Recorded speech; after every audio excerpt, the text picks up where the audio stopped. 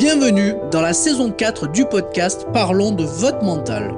Dans cet espace inspirant, nous explorons le pouvoir du mental et son influence sur ta réussite, que ce soit dans ton sport, ton travail ou ta vie personnelle.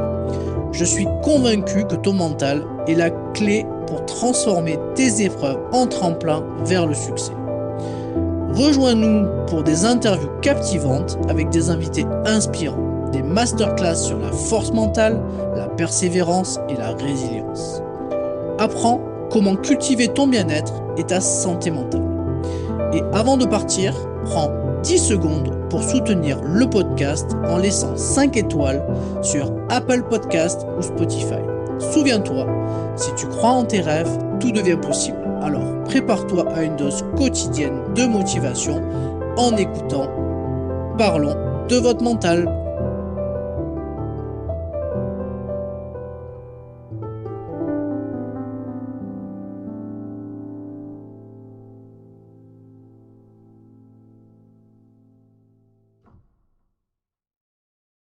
Bienvenue dans cet épisode spécial de notre podcast où nous avons le plaisir d'accueillir aujourd'hui Nirinsu, artiste, auteur, compositeur, interprète.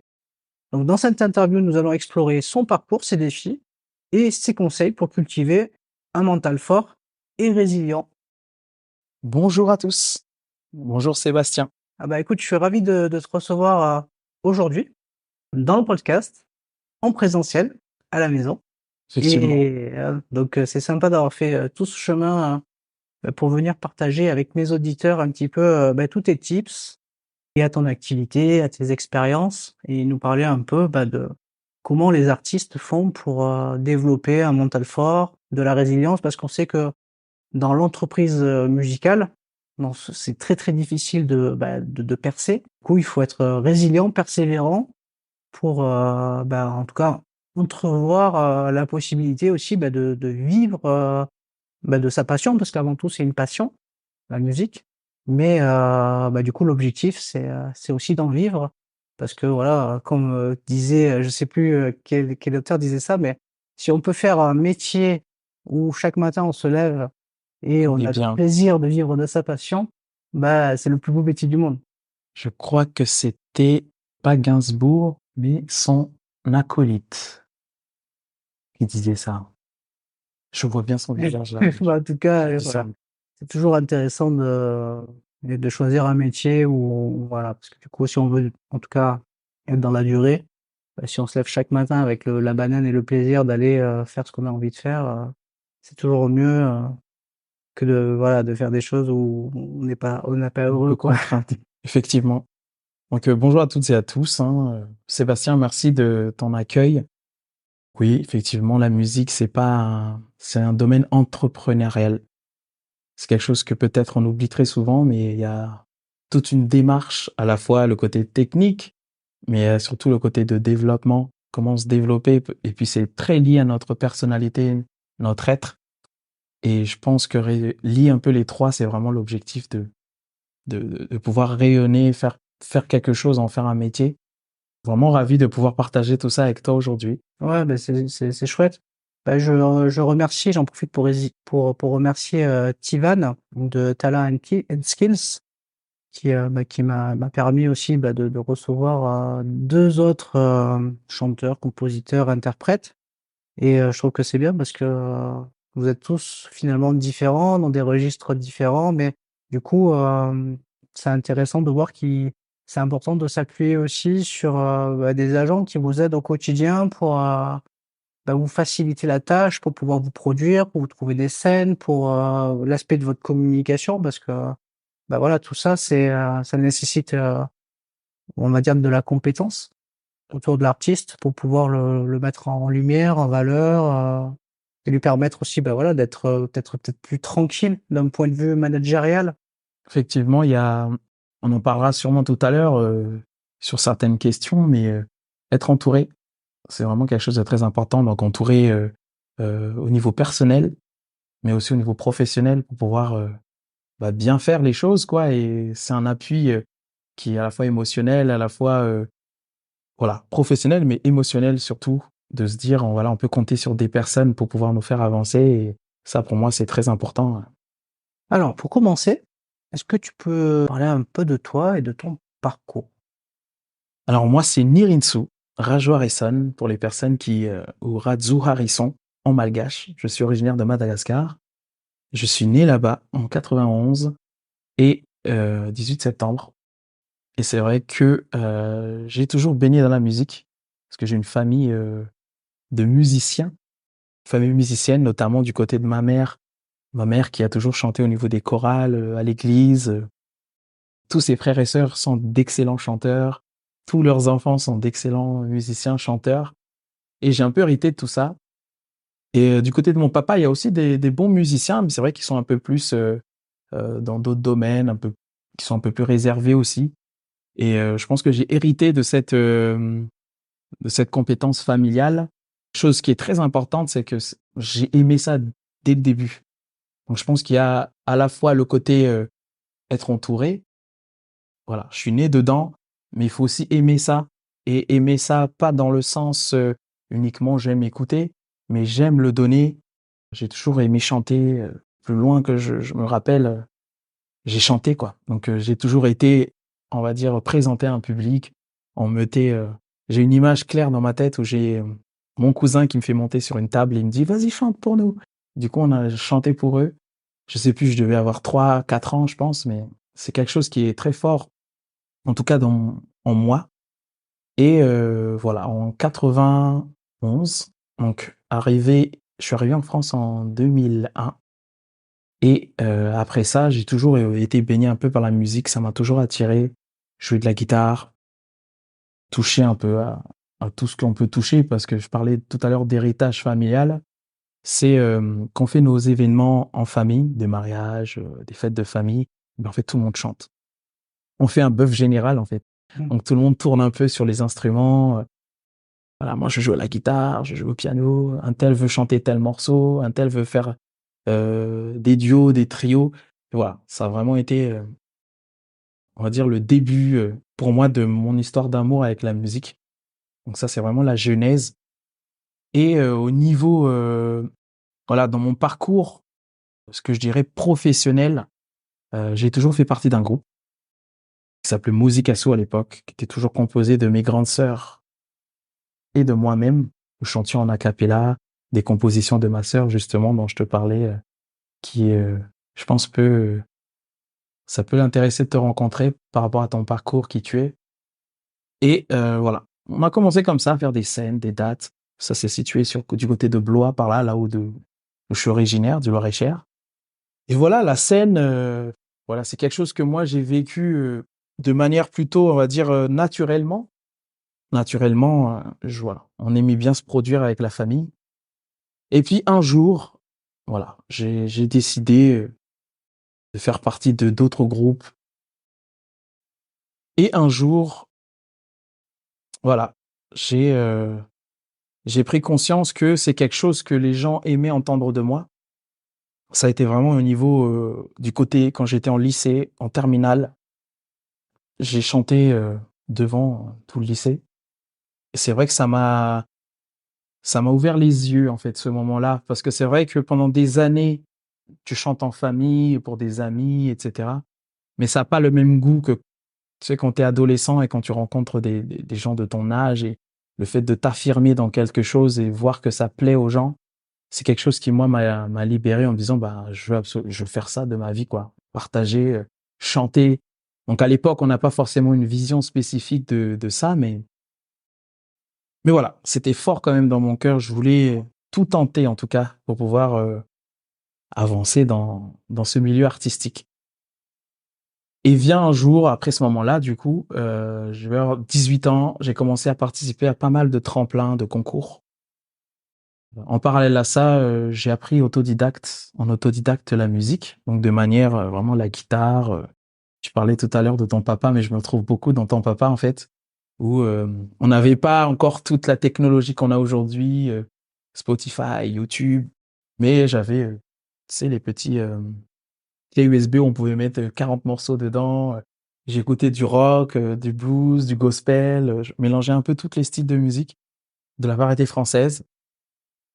Et en fait, j'avais cette passion de trouver les notes justes, de pouvoir accompagner le musicien que j'entendais dans mes écouteurs. Et j'ai appris la musique, à jouer en tout cas, de la musique comme ça. Donc en écoutant et puis en reproduisant et au fur et à mesure à improviser un peu par-dessus, à comprendre en fait réellement d'abord ce que c'est les instruments et retransmettre ensuite cela en retranscrivant sur les instruments. Donc je disais ça en parallèle et je faisais des concours, des tremplins un peu partout en France, notamment quand j'ai été à l'université sur Tours. Et à ce moment-là, je me suis familiarisé avec le côté un peu pression parce que c'est vraiment un domaine où, en tout cas les concours de chant, je te parle pas de la scène où c'est plus du partage, mais les concours, c'est vraiment un domaine où on te met une pression, où on se met une pression énorme parce qu'il faut que ça soit bien fait, faut qu'on puisse donner le meilleur de nous-mêmes et surtout, de toute façon, tu sais que tout le monde est bon quand tu arrives à des finales, des demi-finales et voilà, comment plaire à un public ou comment plaire.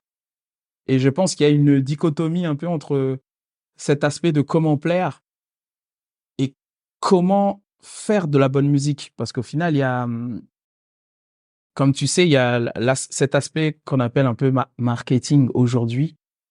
Maintenant que je suis un peu plus dans le domaine, c'est pas quelque chose qu'on doit occulter ou encore moins donner une image fausse de soi. Parce qu'au final, maintenant, il faut être le plus naturel possible.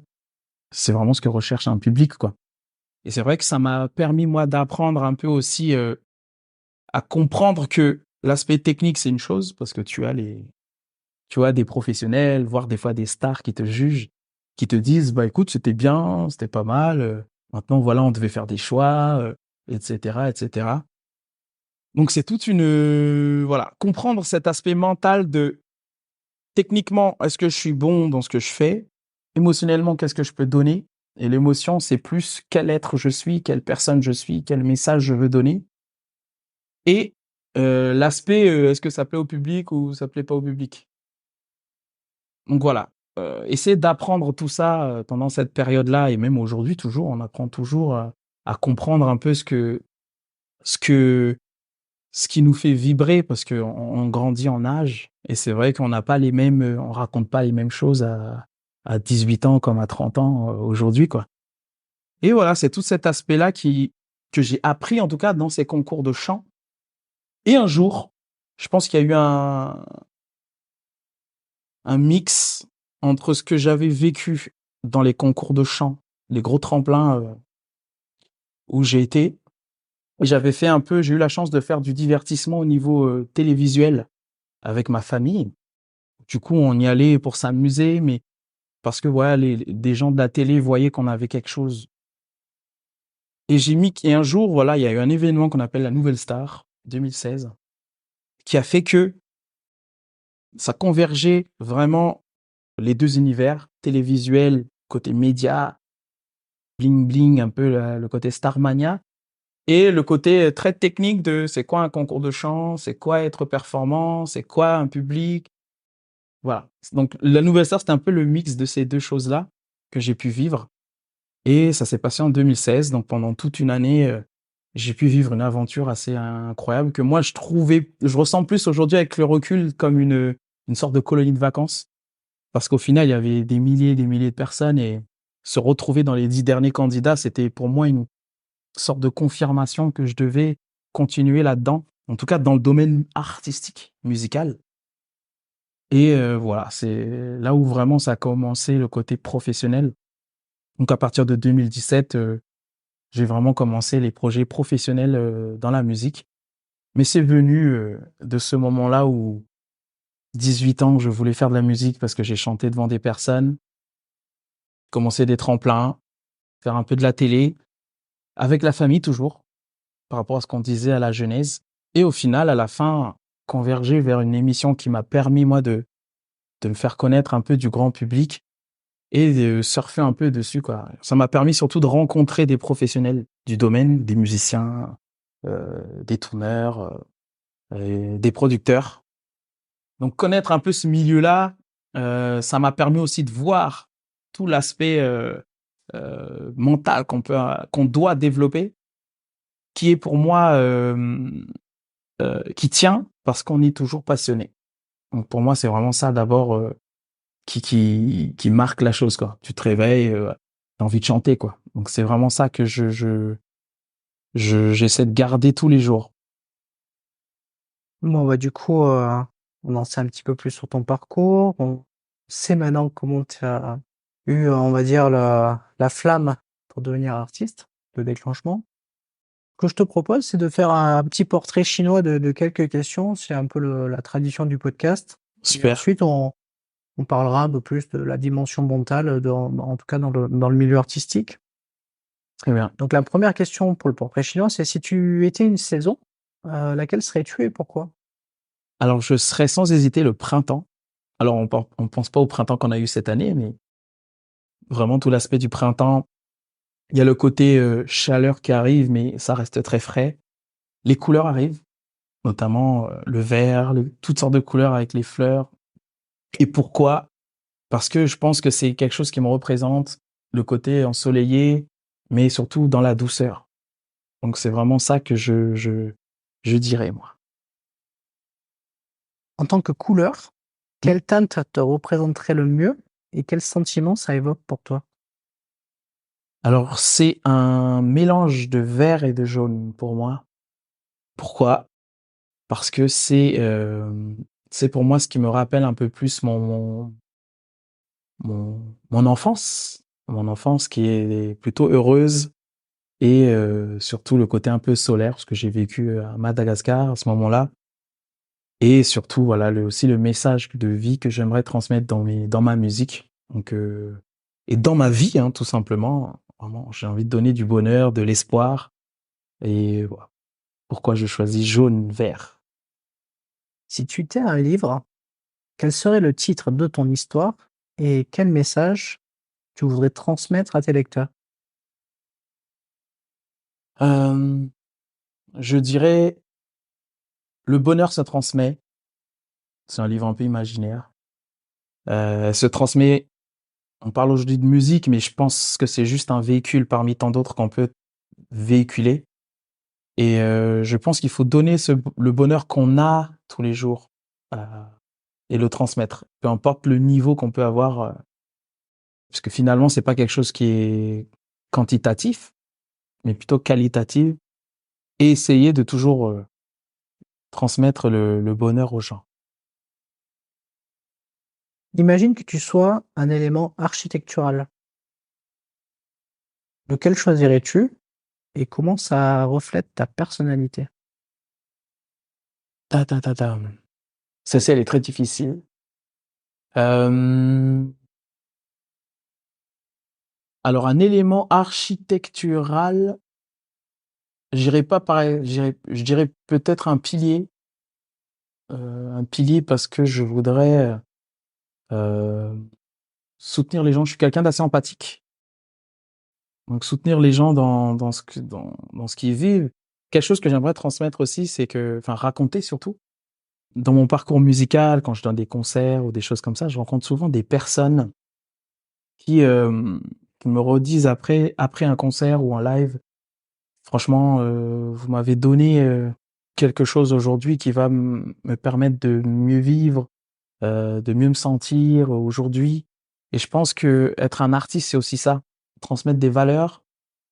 Et je pense qu'un pilier, un socle, c'est peut-être voilà, donner une nouvelle impulsion, maintenir les gens euh, dans leur vie, quoi. Donc je dirais un pilier, moi. Si tu étais une mélodie, Mhm. quelle chanson ou quel genre musical te correspondrait le mieux? Alors moi, je fais plus de la musique du monde et de la soul. Je n'irai pas plus loin que ça. Pourquoi? Parce que j'aimerais transmettre moi quelque chose de plus positif. C'est vraiment moi mon leitmotiv positif, permettre aux personnes des- de se reconnaître dans ce que tu racontes, dans ce que tu vis au jour le jour. Et puis même quand j'écris des chansons qui semblent un peu imaginaires, voire des chansons qu'on peut composer en mineur, parce que le côté mineur, il y a un côté un peu triste, comme on dit, toujours apporter dans la construction une touche vraiment un peu lumineuse. Voilà. Donc c'est ça que je veux, moi, donner, moi. Ok. Une petite dernière. Si tu étais un proverbe ou une citation, laquelle choisirais-tu pour résumer ta philosophie de vie? Alors le mien, c'est: il y a plus de bonheur à offrir qu'à recevoir. Bah, écoute, merci pour ce petit portrait chinois. Donc, Merci à toi. on va continuer par bah, du coup les questions qui sont du coup en lien avec la dimension mentale. Donc, je vais faire appel un peu à tes souvenirs. A été la plus grande épreuve mentale que tu as dû surmonter dans ta carrière? Est-ce que tu peux nous dire comment tu l'as gérée, comment tu l'as surmontée? Je réfléchis parce que il y a plein de choses qui sont très personnelles. Alors celle-ci, elle est très personnelle, hein. J'en parle pas souvent, voire très rarement. J'en ai peut-être parlé à mes meilleurs amis, mais la famille savent. C'est pas tant dans la carrière, mais ça se situe un peu entre mes 18 ans et justement 2016, donc allez, entre 2010 et 2016, où du coup j'avais cette grande envie d'essayer dans la musique, quoi. Donc malgré le fait que j'aime m'instruire, parce que j'étais à l'université, j'ai fait des études de sociologie, d'anthropologie, toujours en lien avec l'humain et de l'histoire de l'art. J'avais cette envie de faire de la musique, mais en parallèle à ça, si vous voulez, j'avais pas une très bonne santé. C'est un peu difficile à dire, mais je suis, j'ai des crises de convulsions, donc de l'épilepsie. En tout cas, j'avais. Et c'est vrai que entre 18 ans et 23 ans, sachant que quand tu es sur une scène, vous avez toutes sortes de projections qui viennent vers vous au niveau de l'œil, etc. Et je pense que ça fait aussi partie des choses qui, peut-être inconsciemment, ont fait peur à mes parents, même s'ils me l'ont pas verbalisé. Moi, personnellement, j'y ai pensé. On n'a pas eu la discussion. Je me suis dit, est-ce que je vais pouvoir, moi, tenir ne serait-ce qu'une scène en ayant tous ces rafales dans l'œil on sait que c'est déclencheur, quoi. Et je pense que c'était ma plus grande crainte, en fait, me dire, je vais jamais pouvoir réaliser ce rêve-là parce que j'avais ceci. Après, honnêtement, ça fait des années que je ne fais plus de crise, mais je sais aussi que c'est en lien aussi avec un état de bien-être. Donc, si mentalement vous êtes bien, physiquement vous êtes bien, si le mental est bien, donc si vous êtes bien avec vous-même, émotionnellement vous êtes bien, eh bien en fait, il y a très peu de risques que vous fassiez des crises, quoi. J'ai beaucoup remarqué aussi que c'est souvent à des moments de tension dans ma vie, donc quand j'ai fait mes diplômes, brevets, bac, où j'ai eu mes crises.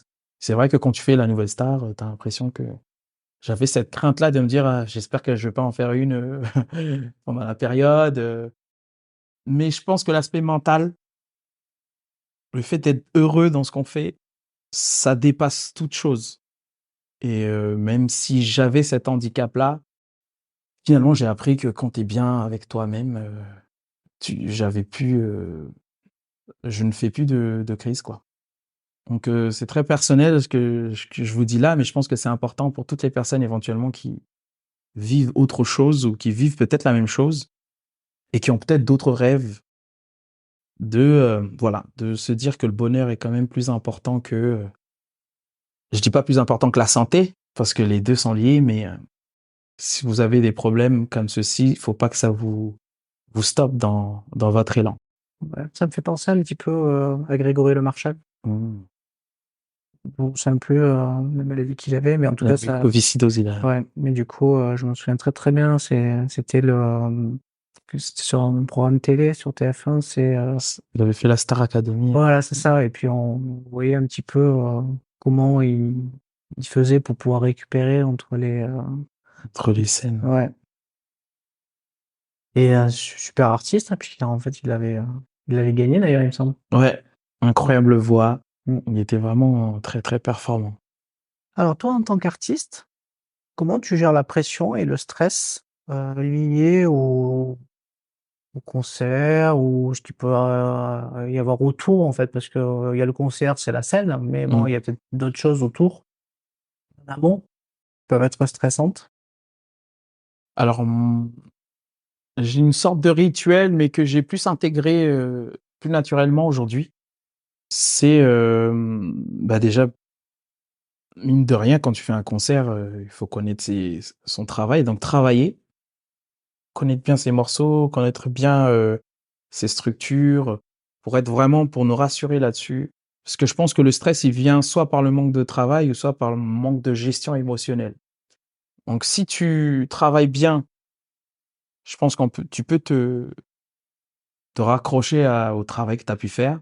Lâcher prise, super important. C'est-à-dire la veille, tu peux réécouter les morceaux, mais le jour J, on n'écoute pas de morceaux, on fait carrément autre chose, quoi. On se prépare, parce qu'il y a tout un aspect de préparation. Moi, je travaille beaucoup la respiration. Essayer de prendre vraiment 15-20 minutes pour ça. Je m'amuse beaucoup pendant les balances, les préparations, quand on est sur scène, on gère les réglages. Ça, c'est super important, surtout si vous avez plusieurs musiciens ou vraiment bien s'entendre, parce que c'est vrai que quand il y a du public, après, ça change encore l'aspect acoustique, mais bien s'entendre. Donc voilà, tout l'aspect technique, être bien. Le côté mental, comme je vous ai parlé tout à l'heure, faut un peu libérer un peu de son esprit, quoi. Se dire que là, il faut s'amuser et puis livrer ce qu'on a et ne plus trop se focaliser sur bon bah il y a un mot qui manque, un texte qui manque. Bon bah maintenant tu y vas vraiment musicalement, quoi. Faut s'amuser, quoi.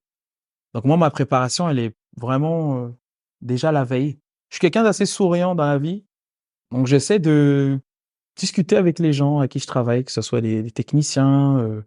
S'il y a du public, arriver plus tôt, j'essaie de les voir pour parler d'autres choses, pas penser à... Donc rester mentalement focus, mais ne pas partir sur le côté stress, mais plus gérer parce qu'il y a stress et tu sais les deux mots qui Alors le stress, de toute façon, il peut être positif ou négatif. ou non. Bah, pour moi, quand je dis stress, tu vois, je pense plutôt négatif. Et l'autre synonyme, Bah, après, si c'est pas un stress inhibant, c'est plutôt, un activateur. C'est quelque chose qui t'active et qui te le côté voilà, adrénaline. c'est ouais, adrénaline, quelque chose qui va te stimuler et à la Mm, limite, tu presque, j'ai envie de dire, tu as hâte d'y aller tellement tu es excité, tu vois? c'est ça. C'est là Donc j'ai développé moi cet aspect-là, mais je pense que ce qui est important, c'est quand tu as bien travaillé, tu peux mieux le prendre, cet aspect-là. Donc je dirais que je le prépare de plein de manières. J'ai un petit rituel que j'aime bien aussi, c'est de me mettre au sol, dormir, ressentir un peu le sol, la terre. C'est plus cet aspect-là qui me libère un peu aussi des tensions, donc c'est super. J'ai plutôt un stress positif en général. est-ce que tu as des rituels ou des techniques pour maintenir une attitude mentale positive et résiliente au quotidien?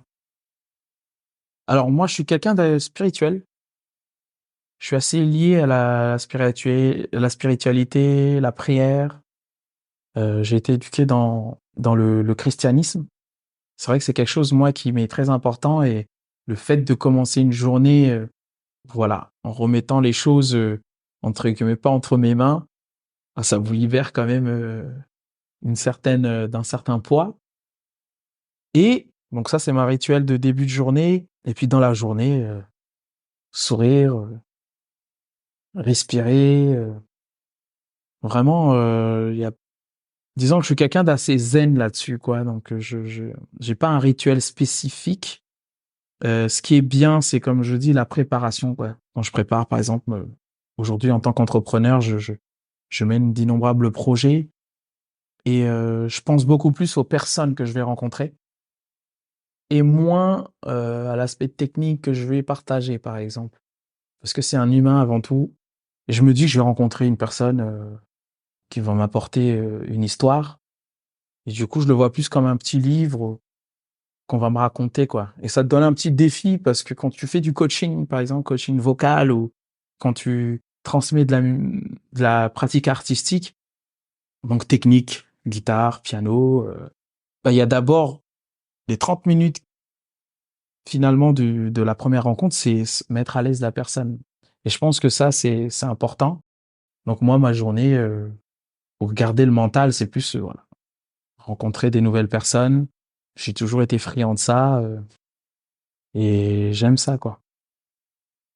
Comment tu abordes la fixation d'objectifs personnels et professionnels dans un premier temps et est-ce que tu as des conseils pour rester, concentré et motivé par rapport à ces objectifs que tu te fixes? Alors, je sais pas si c'est un conseil, mais c'est plus peut-être un retour d'expérience. Je trouve que quand on est bien entouré personnellement, donc quand je dis bien entouré, c'est pas que l'aspect émotionnel, c'est aussi l'aspect professionnel. On parlait tout à l'heure de Tivan et toute la team. C'est vrai que moi, ça me fait un bien fou, encore plus maintenant, de se dire que je travaille avec eux et ça te soulage de certaines idées, tout en étant quand même actif dans ces choses-là. Donc le côté management, je parle. Donc comment rester focus, c'était ça, hein, sur les objectifs. Donc réussir à déléguer des choses éventuellement. Le côté personnel, bah écoute, moi aujourd'hui, je suis célibataire. J'ai pas forcément on va dire, d'exigences spécifiques pour le côté personnel pour le moment. Donc pour le moment, je peux pas vraiment te dire quoi faire. Mais ce qui est important, c'est, je pense, prendre les choses, savoir s'écouter, quoi. Prendre les choses comme il faut, pouvoir en parler aussi, très important. Et surtout, être bien entouré. Donc, on peut très bien être entouré de la famille, mais qui comprennent pas forcément l'aspect professionnel que tu fais. Mais savoir que ces gens-là, voilà, te boostent quoi qu'il arrive, ça, c'est très important, quoi. Donc, entourez-vous. Ça, c'est méga important. Je sais qu'il y a des personnes qui n'ont pas forcément aussi des familles qui peuvent les soutenir ou des personnes, des amis, ou tout simplement peut-être qu'ils sont aussi, ils sont pas très expressifs dans ce qu'ils font et qu'ils se sentent seuls. Mais je pense que d'être entouré, c'est très important. Donc entouré, moi aujourd'hui, j'aime beaucoup traîner avec des musiciens. J'ai toujours aimé ça, mais c'est vrai qu'aujourd'hui, j'aime traîner avec des musiciens qui sont professionnels dans l'âme, donc beaucoup échanger. Aujourd'hui, on a la facilité avec les réseaux sociaux de pouvoir échanger, donc un petit vocal, écoute, voilà, j'ai une idée, j'ai machin, qu'est-ce que t'en penses, toi qui l'as déjà fait, voilà, faut pas hésiter. Donc, ils nous répondront sur un petit vocal ou par écrit. Donc, pour moi, c'est très important là-dessus, quoi. Entourer, savoir s'entourer. Et savoir à qui s'adresser parce que finalement aujourd'hui je m'adresse plus vraiment, je vais plus m'adresser au tonton ou qui me dit bah tonton comment on fait ça parce qu'ils sont pas dans le domaine professionnel. Donc savoir à qui on s'adresse et pourquoi on s'adresse. C'est vrai que être bien entouré, ça fait partie des choses importantes dans un projet, quoi. La perception des autres, elle peut souvent avoir un impact, significatif sur notre bien-être mental, dans le bon sens ou le mauvais. Comment toi tu gères les opinions et les jugements extérieurs? Alors moi je suis quelqu'un de très empathique. J'ai appris aussi à faire la différence entre quelque chose qu'on peut prendre personnellement, quelque chose qu'on peut prendre plutôt professionnellement. C'est-à-dire quelqu'un qui va te dire aujourd'hui ah c'est pas bon ce que tu fais, je suis pas trop d'accord quoi. Enfin je veux dire je suis pas d'accord et je vais pas argumenter en disant je suis pas d'accord. Je sais que ce que je fais est plutôt bien techniquement, ça c'est de la musique. Après maintenant est-ce que ça plaît ou ça plaît pas, c'est une autre dimension. C'est vrai que les critiques de toute façon aujourd'hui on en a et je pense que plus tu avanceras et plus tu auras du succès aussi parce qu'il faut pas on n'est pas dans un monde de bisounours, hein. Quand tu auras du succès, on te critiquera. Si t'as pas de succès, ben on te critiquera. On te dira t'as pas de succès. demain, tu as du succès, on te dit: «Ah mais ça nous plaît pas, c'est pas trop fou, machin». Donc moi, j'ai appris, à ne pas trop à faire la distinction, en fait, entre, une bonne vanne, quelque chose de qui peut être méchant, effectivement. Gérer ses émotions, c'est bien. Se dire que finalement, on peut pas forcément plaire à tout le monde. On parlait tout à l'heure de l'unicité de chacun, voilà. Je pense que ce qui est le plus important, c'est d'être aligné dans ce qu'on fait. Moi, ce que je veux et je pense que c'est ça qui a mis aussi un peu de temps. Aujourd'hui, je suis toujours dans la construction de mon premier album. Être aligné musicalement, artistiquement entre l'humain, ce que je ressens, ce que je veux dire. Parce que finalement, le processus, artistique, c'est un processus, c'est limite comme une, comment je pourrais dire ça? Un livre. Vous savez les comment on appelait ça dans le temps? Le fait d'écrire sa journée dans un bouquin, Ah, ouais, je vois ce que tu veux dire. Ouais, c'est c'est un journal intime. ouais, un journal, ouais. C'est un journal intime, et je pense que, voilà, il faut être aligné, être prêt aussi à raconter. Je vous ai parlé tout à l'heure d'un des plus gros secrets que j'ai, voilà, je vous en ai parlé aujourd'hui, mais, c'est pas quelque chose de facile à raconter, à dire. Mais je pense que si tu t'assumes entièrement qui tu es, bah, c'est plus facile, les choses sont plus faciles, quoi. Et c'est même d'autant plus inspirant peut-être éventuellement pour d'autres. Donc, là-dessus, pour moi, c'est important. Quels sont les défis, spécifiques que tu as rencontrés en tant qu'artiste dans le domaine de la musique? Le défi, premièrement, notre propre exigence, parce que finalement, on veut bien faire les choses, bien s'entourer. On continue toujours à s'entourer, mais, c'est un défi de devoir, constamment, en fait, surtout dans la société actuelle, ce côté se faire voir. C'est un truc perpétuel c'est de l'entrepreneuriat, quoi. C'est perpétuel de devoir se prouver aussi à soi, d'une certaine manière, que on fait bien les choses. Je pense que c'est plus ça le défi parce qu'au final, c'est un défi personnel, quoi. C'est pas le manager, c'est pas, le producteur, c'est pas les parents, c'est toi. Qu'est-ce que tu veux donner? Donc je pense que plus et c'est constamment le plus gros défi, c'est d'être constamment aligné avec soi, ses propres valeurs, parce que, ben, ça peut c'est un milieu où ça peut vite tourner aussi, hein. Pour vous donner un exemple, moi j'avais été signé avec Universal Music, Polydor à l'époque.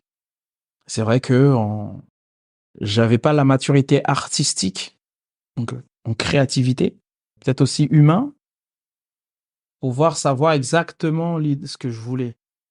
Mais je pressentais quand même que il m'emmenait dans un truc où je voulais pas forcément aller, et voilà, avoir du caractère et se dire bon bah écoute, ça matche pas entre nous, et faire la rupture, quoi. Donc, il y a une histoire que j'ai entendue un peu hier, je sais plus pourquoi, c'était un youtubeur, je crois, que j'avais vu, qui me disait que entre aimer, deux personnes qui s'aiment, mais quand ça marche pas, malgré l'amour, il faut couper, quoi.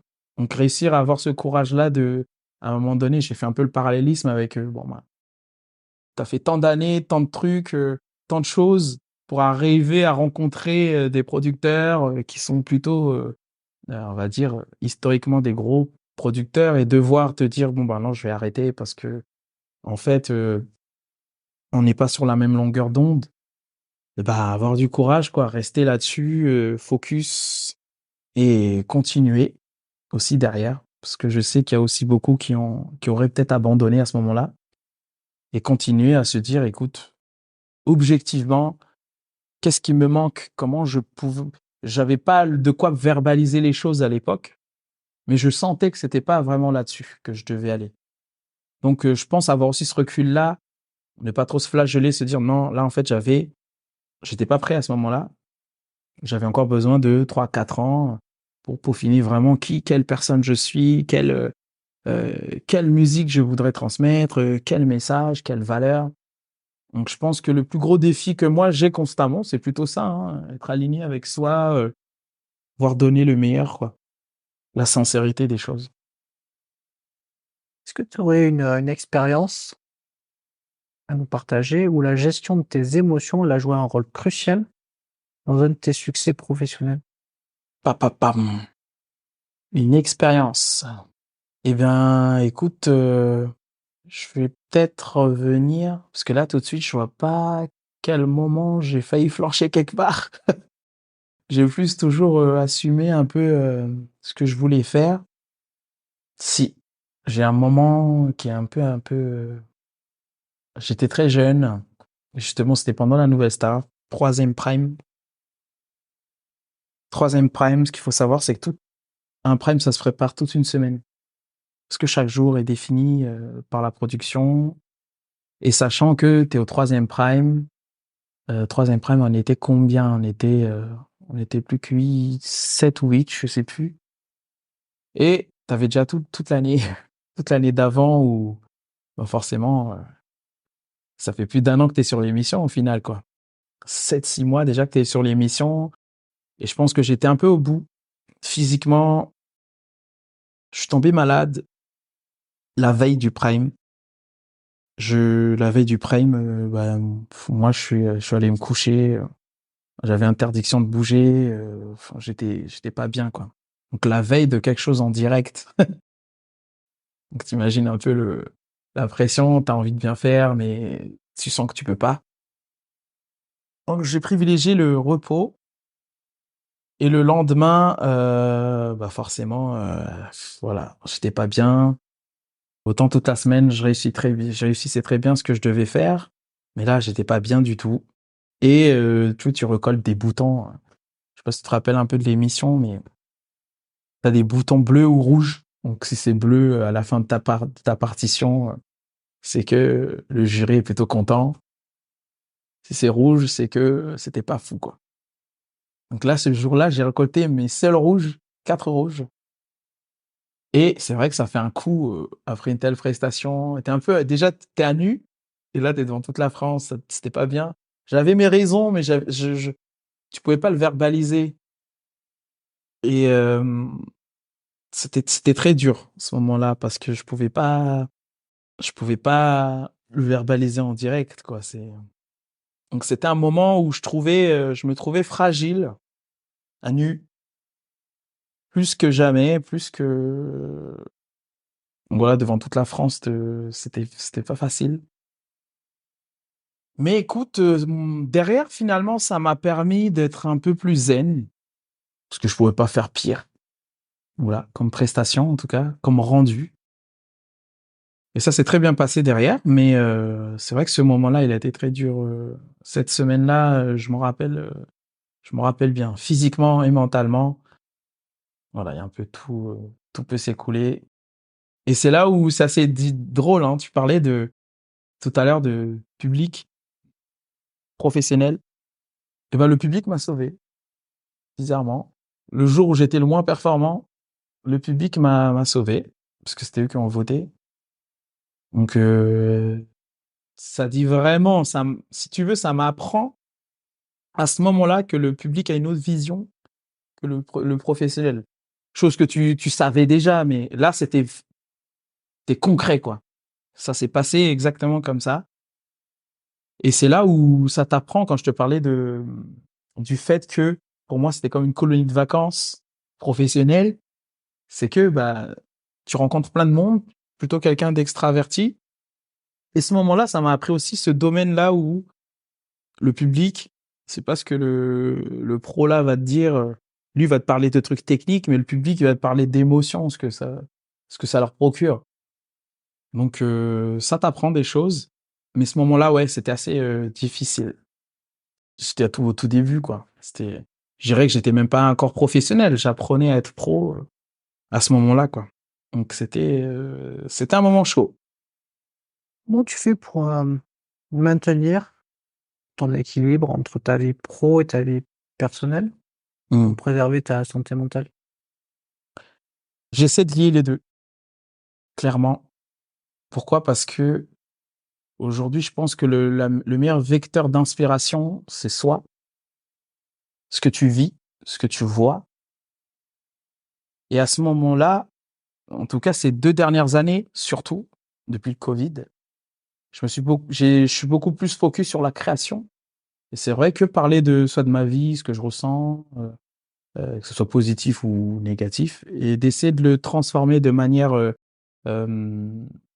tangible et qu'on peut écouter. Et ben en fait, lie les deux. Ta vie personnelle, ta vie professionnelle, qu'est-ce que tu as vécu aujourd'hui, bah ça m'aide à créer de la musique et ça m'aide aussi à dans la transmission. Finalement, quand tu fais tes coachings vocaux, quand tu fais quand t'accueilles quelqu'un chez toi, dans ton cours, voilà, ça me permet de bien être focus que c'est la vraie vie, quoi. Je vais pas ressentir le truc, la scène comme quelque chose d'à part, qui serait pas trop dans pas trop comment t'expliquer ça, mais je sais qu'il y en a qui peuvent vivre ça. Le fait de se dire: «Bah là, j'y crois pas à ce qui se passe», moi, je veux vraiment l'intégrer totalement, mentalement, psychiquement, que je suis en train de vivre ce moment-là et comment je le lis. Chose que j'aime bien faire, c'est quand je vais en déplacement, par exemple, là, je suis chez toi, tu vois? Mais tout à l'heure, je vais voir des amis. Au final, je vais aller, dormir chez eux, donc lier, constamment, en fait, tes déplacements avec, ta vie personnelle. Un truc que j'aime bien faire, c'est, lancer sur les réseaux, «Qui habite ici? Est-ce que ça vous tente qu'on se voit? Je suis en concert à tel endroit». Donc c'est pour ça que j'adore moi les réseaux sociaux là-dessus, tu as un petit message sur Snapchat, «Les copains, je suis à Toulouse. Qui est à Toulouse? Tel jour je joue, tel jour je» voilà. Donc il y en a qui viennent à mon concert, donc c'est cool. Il y en a quand ils viennent pas, ben, on se voit après, ou de la famille, des amis. Donc j'essaie de le lier vraiment dans ce sens-là, comme un aventurier, un petit troubadour des temps modernes. Donc c'est vrai que je m'ennuie un peu, c'est vrai quand je fais juste des prestats pour faire des prestats. Donc c'est là où je pense qu'il faut où je sais que je dois vivre avec les gens. J'aime vivre avec les gens et leur partager aussi, les choses, quoi. Si je peux les faire entrer, dans le concert, bah, c'est tout un bonheur. Voilà, rencontrer des gens, donc vraiment lier les 2 en fait. J'invite tout le temps ma famille, à venir me voir, j'invite tout le temps, éventuellement si j'ai mon crush, c'est vraiment toute une organisation. Quel livre, podcast ou autre ressource t'ont inspiré et aidé à développer ton mental et ta carrière? Moi, j'ai été beaucoup fasciné par les sportifs. J'aime beaucoup regarder des documentaires de sportifs de haut niveau. J'aime bien les biopics de musiciens, chanteurs, mais finalement, c'est des choses que je trouve, que je connais d'une certaine manière, parce que je le vis déjà. Mais moi, les sportifs m'ont beaucoup inspiré. Donc toi qui es dans le tennis, pendant les 10 dernières années, on a vu les Big Three. Et ces mecs-là m'ont fasciné, quoi, par le fait de se dire, ah, franchement, quand tu regardes le tennis, quand tu comprends tout l'aspect mental, physique, et quand le gars, il arrive à perdre le match, parce qu'au final, il y a qu'un seul vainqueur.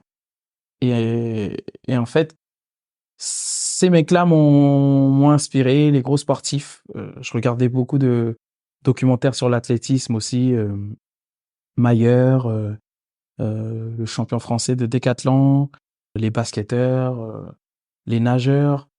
Et c'est fou parce que quand je regarde les documentaires, moi, ça me donne un peu la larme à l'œil à chaque fois, à la fin, quand le gars, il arrive à remporter sa victoire après tant d'épreuves, après tant de difficultés, et se dire non, à un moment donné, ça va passer, quoi. Que ça soit une fois, 2 fois. Toi qui es passionné de tennis, sur la route, là, j'ai regardé un documentaire sur Andy Murray, tu vois.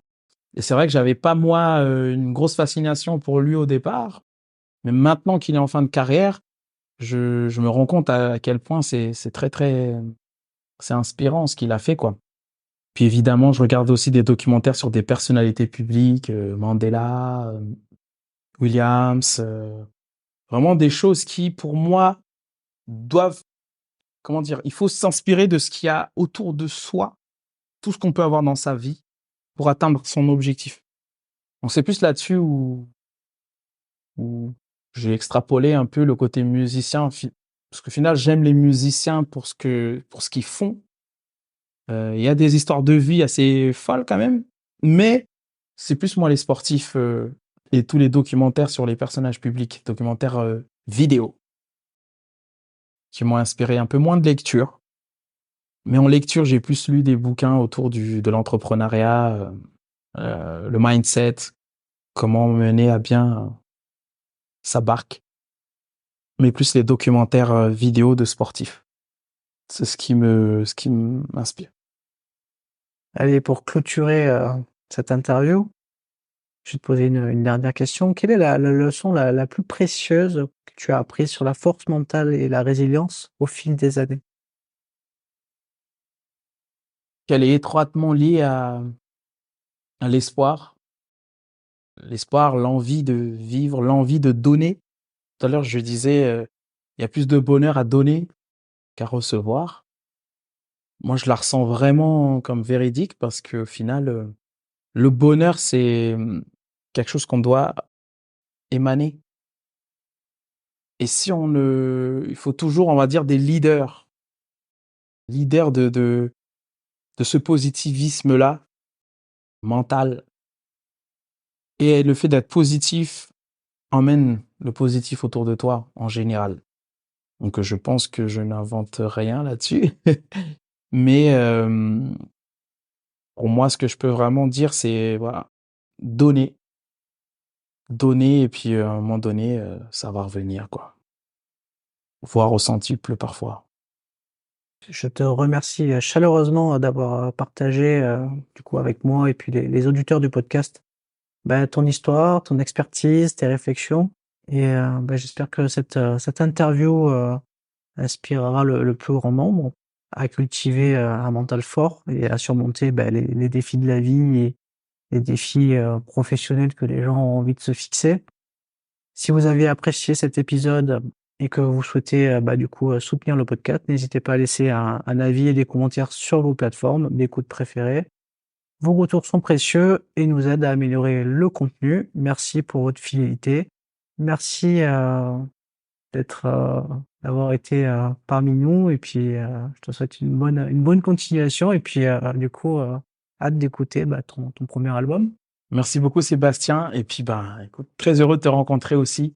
Et à très bientôt, tout le monde. À très bientôt et puis reste à l'écoute pour plus de contenu enrichissant.